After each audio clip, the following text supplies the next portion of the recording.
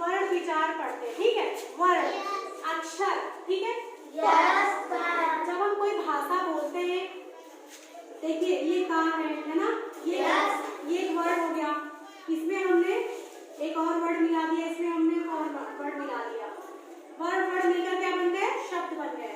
अगर हम बोले कमल तालाब में खिलता है तो ये एक वाक्य बन गया है ना। मतलब जो हमारी भाषा है कमल तालाब में खिलता है, हमने ये पूरा वाक्य पढ़ा, तो इसमें सबसे छोटी इकाई क्या है, एक वाक्य तो बहुत बड़ा है, वाक्य से छोटा शब्द है, और शब्द में भी अगर इन वर्डों को हटा दिया जाए, अलग अलग कर दिया जाए ना, कई वर्ड मिलकर ही तो शब्द बने हैं, है ना।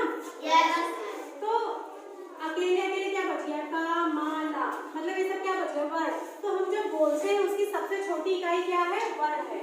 मतलब वर्ड किसको कहते हैं, भाषा, जो हमारी भाषा है उसकी सबसे छोटी इकाई वर्ड है, ठीक। चलिए ये तो ऐसे ही था। तो वर्ड बेटा टोटल कितने होते हैं, 44। कितने, 44। स्वर होते हैं 11, व्यंजन होते हैं 33, दोनों को जोड़ दीजिए, हो गए 44, ठीक। तो देखिए आप लोग को बताया कि स्वर कहाँ से कहाँ तक होता है, आ से लेकर अ तक होता है, अंत और रहा स्वर में नहीं आता है, तो छोटा आ से लेकर अ तक स्वर हो गए, ठीक। अब ये स्वर भी 3 प्रकार के होते हैं, ठीक। एक होता है मूल या ह्रस्व स्वर, हाँ में ऐसे रा लगा है, ठीक है, मूल या ह्रस्व स्वर। बेटा इनको बोलने के लिए देखिए, छोटा, सब चीज का छोटा अक्षर, छोटा, छोटी, छोटा ऊ, री, इनको बोलने के लिए क्या हमें किसी दूसरे स्वर के मात्रा की जरूरत पड़ रही है, नहीं ना। तो मूल या ह्रस्व स्वर वो होते हैं जो कम, देखिए छोटा आ, ई, उ, री, इनको बोलने में कम समय लगता है, लेकिन हम बोले आ, ई, उ, इनको बोलने में ज्यादा समय लगता है ना।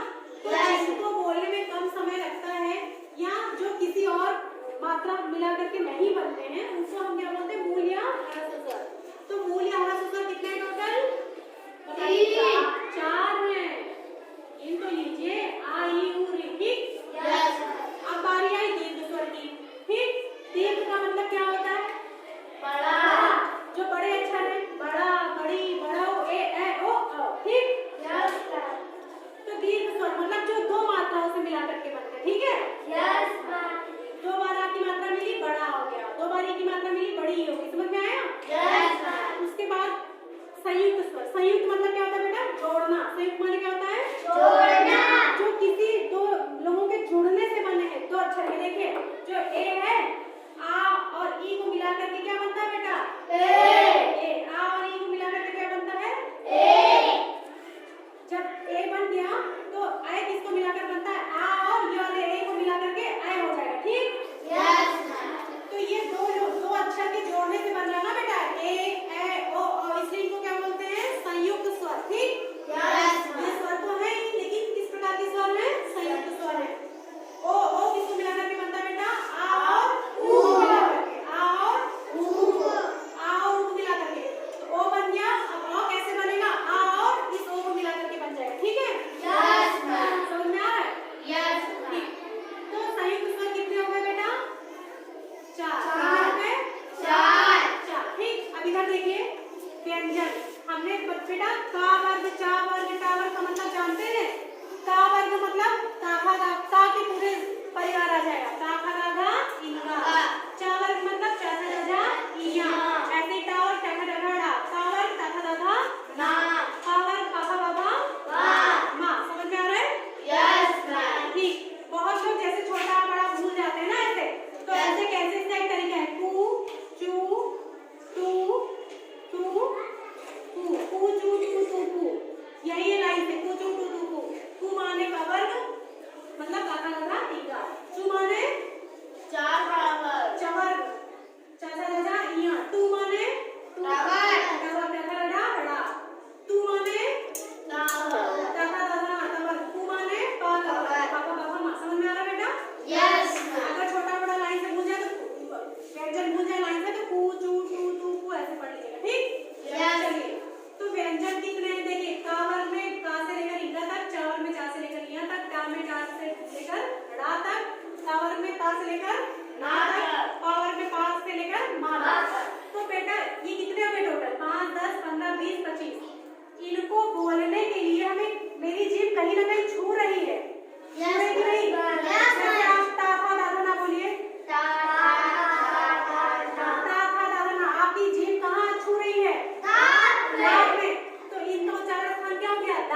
डन हो गया, ये उच्चारण हम आपको कल बताएंगे। मतलब ये कहीं ना कहीं हमारी चीजें छूने से बन रहा है ना, स्पर्श करने से बन रहा है, इसलिए इनको क्या बोलेंगे? स्पर्श व्यंजन। स्पर्श व्यंजन, स्पर्श माने टच हो रही है, छू रही है, ठीक है। स्पर्श व्यंजन कितने हो गए? यही सारे वर्ग जितने हैं 25, ठीक है। शांत रहिए थोड़ा, ठीक है बेटा, कितने हो गए? 25। उसके बाद अभी अंतस बताएं, उसके बाद ऊष्म व्यंजन देखिए, शा सा सा हा, शा सा सा हा, शा सा सा हा, इन सबको बोलने से क्या निकल रही है हमारे अंदर से? ऊष्मा। क्या निकल रही है बेटा? ऊष्मा। हमारी जीभ रगड़ खा रही है, इसलिए क्या निकल रही है? ऊष्मा। इसलिए इनको क्या बोलेंगे? ऊष्म व्यंजन। ऊष्म व्यंजन टोटल कितने हैं गिनिए? 4। ऊष्म व्यंजन कितने हैं? 4। कौन कौन से बेटा? शा सा सा हा। स्पर्श व्यंजन और ऊष्म व्यंजन के बीच में कौन सा व्यंजन आता है? अंतस। ये अंतर आ रहा है, इन दोनों के बीच में आ रहा है, इसलिए इसको अंतस व्यंजन कहते हैं, ठीक है। Yes ma'am. उसके बाद जो है या रा ला वा, ये 4 क्या हो जाएंगे बेटा? अंतस व्यंजन। समझ में आया? Yes ma'am. सीट पर बैठिए अपने। अंतस व्यंजन या रा ला वा, ऊष्म व्यंजन शा सा सा हा, ठीक है। Yes ma'am. तो स्पर्श व्यंजन कितने हो गए? 25। अंतस व्यंजन कितने हो गए? 4। कौन कौन से? या रा ला वा। ऊष्म व्यंजन कौन से हो गए? शा सा सा हा। इनका उच्चारण हम आपको कल बताएंगे। देखिए अब ये बताइए, का वर्ग का पहला वर्ण, का वर्ग का पहला वर्ण कौन सा है? का। का वर्ग का तीसरा गा। का वर्ग का पांचवा अंगा। समझ गए? यस। सब वर्गों के पहले वर्ण कौन से हो जाएंगे? सब वर्ग यहीं तक, यार अलावा नहीं आएगा। यस, यहीं तक है ना बेटा? यस। का वर्ग सारे वर्णों के पहले अक्षर कौन से? सारे वर्ग के पहले अक्षर कौन से हो जाएंगे? का, चा, टा, ता, पा। अगर हम बोले सारे वर्गों के तीसरे अक्षर कौन सा हो जाएगा? गा, जा, जा। समझ में आ गया? यस। चलिए अच्छा, अब व्यंजन में बेटा 2 टाइप के होते हैं। कितने? 2 टाइप। एक होते हैं संयुक्त व्यंजन, ठीक? Yes ma'am. संयुक्त जाहिर सी बात है, जैसे संयुक्त स्वर था तो अब देखिए छा, जैसे छा किसको किसको मिला करके बना है? कभी कभी आता है, बताइए छा। देखिए मां संयुक्त व्यंजन नहीं है, क्योंकि ये अकेले अकेले बने हैं सब, लेकिन 2-3 अक्षर संयुक्त व्यंजन मूल रूप से 4 माने गए होते तो और भी है, लेकिन मूल रूप से 4 माने गए, ठीक है। Yes ma'am. जो 2 अक्षर को मिला करके बने, जैसे छा किसको किसको मिलाकर बना है? आधा का के नीचे हलंत है, आधा का और शा का, ठीक। त्रा आधा का और रा ता है और इसमें से रा लग जाता है ना। Yes ma'am. तो ये आधा ता और रा को मिला करके त्रा बन गया। और देखिए या बनाइए, या हमने ये ऐसे करके ऐसे बनाया गया। Yes ma'am. ये क्या हो गया? जा, आधा जा हुआ बेटा। Yes ma'am. इसमें हम ऐसे कर देते हैं, ये क्या हो गया? इया। तो जा प्लस इया को मिला करके क्या बन गया? या। ये 2 अक्षर को मिला करके बन रहा है ना, इसलिए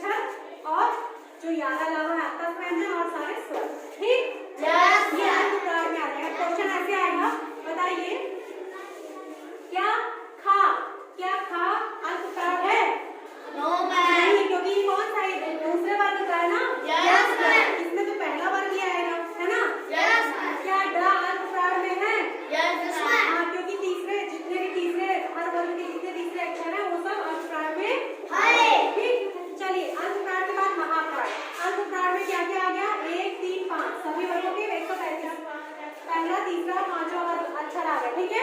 यस मैम। महाप्राण में बेटा जो बचे हैं कौन कौन से वर्ग बचा है, इसमें 2 नहीं है, जो हो जाएगा 4 है। तो महाप्राण में हर वर्ग के दूसरे और चौथे व्यंजन हो जाएंगे, दूसरे और चौथे व्यंजन।